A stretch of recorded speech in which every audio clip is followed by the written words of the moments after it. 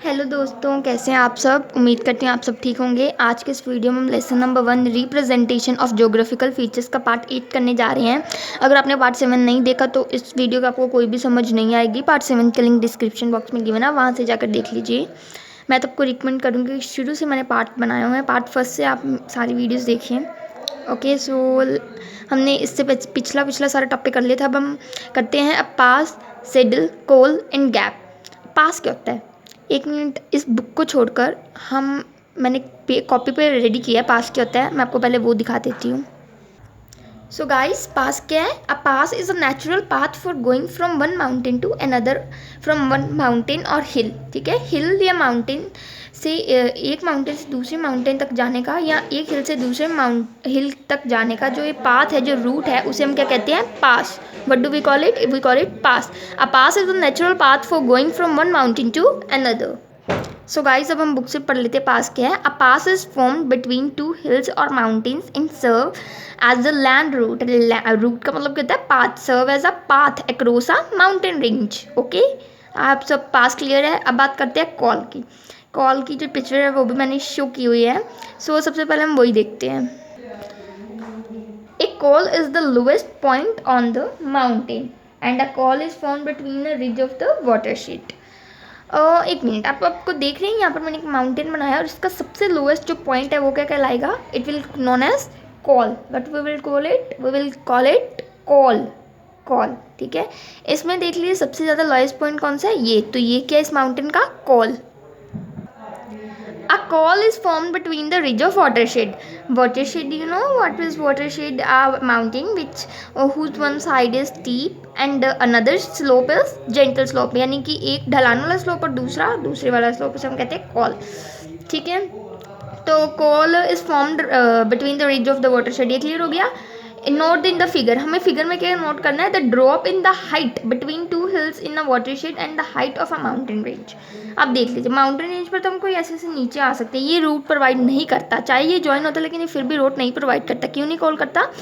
क्योंकि जो कोल है ना, कोल में आप देख रहे होंगे कि ऐसे तो कोई जंप मार नहीं सकता अचानक, था ना। तो it doesn't provide actually a root. So not in the figure. लेकिन कई कोल्स की शेप होते हैं वो रूट प्रोवाइड करते हैं। ये तो पिक्चर में शो किया हुआ है और आपकी बुक में रिटन है इसलिए। लेकिन कई कोल्स ऐसे होते हैं, जैसे मैंने आपको यहाँ पर भी दिखाया था नोटबुक पे, कि इस कोल में एक एक्चुअली ये रूट प्रोवाइड कर रहा है। ठीक है, तो आई होप सो आप क्लियर हो गया कॉल। सो अब बात करते हैं सेडल की। A saddle is a shallow depression between two peaks. इसे मैं आपको पहले डायग्राम की हेल्प से समझाऊंगी। मान लीजिए ये कोई वाटर है, वाटर बॉडी, और उसके पास ही ऐसे एक माउंटेन है। देख लीजिए, जो माउंटेन में से गड्ढे नहीं आते उसे हम क्या प्रोनाउंस करते हैं? उसे हम क्या कह देते हैं? Saddle. What do we call? Saddle. Saddle थोड़ा लो होता है, ये नहीं कि ये जैसे कोल की तरह इतना डीप होगा, इतना डीप नहीं होता। इसकी जो हाइट है वो लो होती है। ठीक है, इसकी जो डिपेथ है वो लो होती है। सो गाइस, इस saddle is shallow depression between two peaks. दो पिक्स के बीच में, यहाँ पर भी दिखाया है, ये शेडल है। दो पिक्स के बीच में जो थोड़ा सा लेस डीप होता है डिप्रेशन। डिप्रेशन मतलब होता है एरिया ऑफ लो प्रेशर। ठीक है, उसे हम क्या कह देते हैं? शेडल। सो अब बात आती है गैप पे। A gap is a low depression close to the ground form between a range of hills. इससे पहले हम डायग्राम ही दिखा देती हूँ। हम कहते हैं ना गैप छोड़ के राइट करो, यानी कि थोड़ी स्पेस छोड़ के राइट करो। तो गैप पे उससे रिलेटेड इससे नेम ही रखा गया है। देखिए, ये तो जैसे कोई भी हम कह सकते हैं हिल्स है ना, तो इसके बीच में जो गैप होगा उसे जो इसके बीच में डिस्टेंस होगा उसे हम क्या कहेंगे? Gap. A gap is a low, काफ़ी लो है ना, लो डिप्रेशन, यानी कि जहाँ पर प्रेशर है वो low, close to the ground, जो ग्राउंड के पास हो। ठीक है, a gap is the low depression close to the ground form between two range of hills. दो हिल्स के बीच में जो एरिया होगा उसे हम क्या कहेंगे? Gap. So guys, same is the definition. A gap is the low depression close to the ground form between the range of hills. So अब बात करते हैं सेटलमेंट्स की।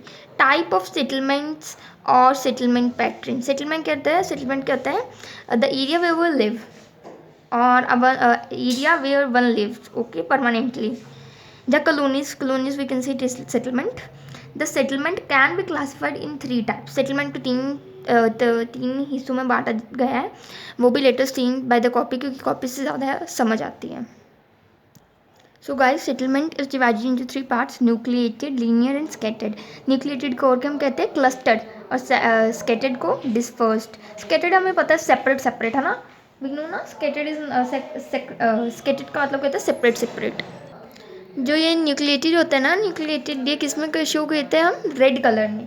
उसके बाद आ गया लीनियर। जो ये लीनियर होते हैं ना, ये कुछ ऐसे होते हैं जैसे कि सी इमेजिन इट्स रोड, और उसके आसपास जो सेटलमेंट्स हों, उसके आसपास जो सेटलमेंट्स हो ना, उसे हम कौन सा कहेंगे, लीनियर। यानी कि जो लाइन के पास जो सेटलमेंट्स हो, रोड के पास सेटलमेंट्स हो, उसे हम कहेंगे लीनियर सेटलमेंट्स।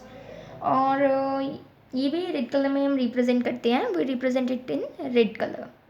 उसके बाद है हमारा स्केटर्ड या डिस्पर्स्ड। अब जो ये स्केटर्ड है, ये वो सेटलमेंट्स होती हैं जो दूर दूर हो। यहाँ पर सिर्फ दो ही हट्स होती हैं एक जगह पर, जैसे 1 2, फिर इतने डिस्टेंस पे एक और हट हो, फिर 1 2 एंड 3, फिर एक यहाँ पर हट हो। मीन्स ये काफ़ी दूर दूर है, काफ़ी सेपरेट है। तो ये किस कैटेगरी में आती है, स्केटर्ड में। सो गाइज अब मैं श्योर हूँ कि अब आपको पक्का समझ लग जाएगी। So just wait.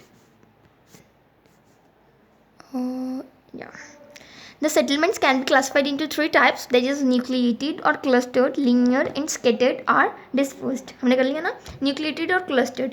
They are shown in red color. Here one can see permanent huts in clusters with the post office, hospital, school, temple and mosque. देखते हैं आप, पीओ का मीन्स पोस्ट ऑफिस, पुलिस चौकी, temple, mask, और ये clusters यानी कि जो घर बहुत साथ साथ होंगे ना, तो वो ये किसकी कैटेगरी में आ रहे हैं, न्यूक्लिएटेड की। रेड कलर में एक तो ये शो हो रही है, सेकेंडली ये परमानेंट हट्स हैं, यानी कि ये नहीं कि परमानेंट टेम्परेरी हट्स नहीं है, यानी कि थोड़े टाइम के लिए नहीं है। जो टेम्परेरी हट्स होते हैं ना, यहाँ पर शो भी किया हुआ है, देख लीजिए, टेम्परेरी हट्स ऐसे सिंबल में शो होते हैं और परमानेंट हट्स डार्क में। सो अब आप क्लियर हो गए। उसके बाद linear settlements, these are found on either side of road और रिवर। मैंने बताया था ना, जैसे देखिए रोड है ना, इसके आसपास जो ये हैं झोंपड़ी, ये कौन से कहलाएंगे, linear. They generally develop because of communication facilities which help in developing trade. और जो रिवर्स के पास होती है ना, रिवर्स के पास ये क्यों बनाई गई उधर, क्योंकि जो ट्रेड यानी कि दूसरी कंट्री सामान इधर आएगा और इधर से उधर जाएगा, उसमें बहुत हेल्प करता है, ठीक है, ट्रेड में। उसके बाद आगे हमारे पास scattered or dispersed. They are found on either side of river. They are found on scattered or dispersed. They are found in remote areas of far away places. जो सिटी से काफ़ी दूर हो, वहाँ पर जो ये scattered, जैसे हम कहते हैं ना, ये ढानियाँ, जहाँ पर मीन्स काफ़ी दूर हो ना, वैसे एक आधा घर होता है ढानी पे, तो वैसे, ठीक है। They are found in remote areas of far away places. Here only 2 or 3 permanent huts में भी फाउंड, 2 या 3 हट्स ही वहाँ पर होंगे। मैंने आपको बताया, देखिए यहाँ पर एक, यहाँ पर एक, यहाँ पर एक, यहाँ पर, कितनी दूरी पे है ना, रेड दिख रहा है आपको, स्मॉल 1 मिनट। अब आप देखिए, ये रहा रेड छोटा। सो गाइज हम ये बाद में करेंगे नेक्स्ट वीडियो में। सो गाइज नेक्स्ट पार्ट का जो लिंक है वो डिस्क्रिप्शन बॉक्स में गिवन होगा। Don't forget to subscribe my channel, press like button, and I am waiting for your comments. And after subscribing, press the button which is given all. जब आप bell icon को press करोगे तो option आएंगे all, personalized and none. आपने all को press करना है जहाँ पर ऐसा सिंबल बना होगा। Thank you, bye bye.